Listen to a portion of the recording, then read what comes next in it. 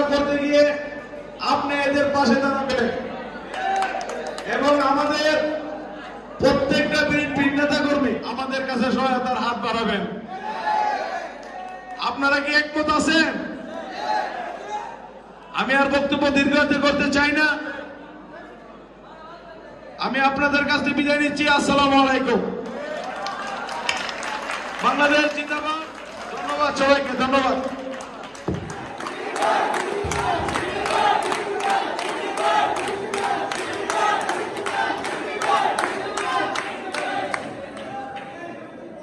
এমন কোনো কাজ করবো না।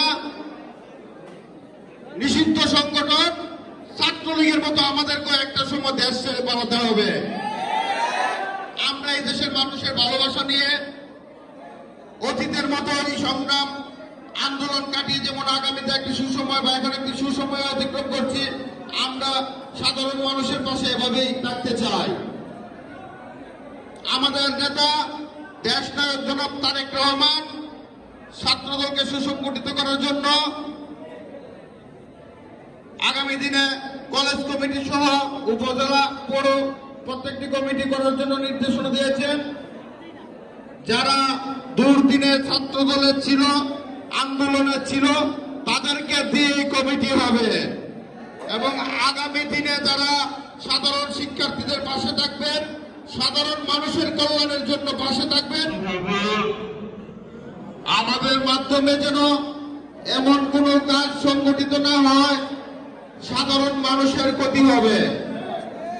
আমাদের মাধ্যমে যেন এমন সাবেক সহসভাপতি সরাইল উপজেলা যুবদল জনাব মোহাম্মদ রাকিব মিয়া, সাবেক সহসভাপতি সরাইল উপজেলা যুবদল,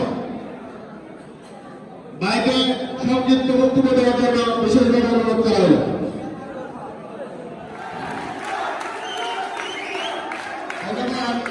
জনাব সঞ্জিত সাদিককে বক্তব্য দেওয়ার জন্য এই পর্যায়ে আমাদের মাঝে উপস্থিত হয়েছেন জনাব আদর রহমান আহ্বায়ক কালীগঞ্জের কমিটির, জনাব মোহাম্মদ নানুমিয়া সিনিয়র যোদ্ধা আহ্বায়ক সরাইল গোলাঘাট ইউনিয়ন শাখা যুবদল, জনাব মোহাম্মদ মন্ডল আলী সিনিয়র যোদ্ধা আহ্বায়ক গোলাঘাট সরাইল সদর ইউনিয়ন যুবদল।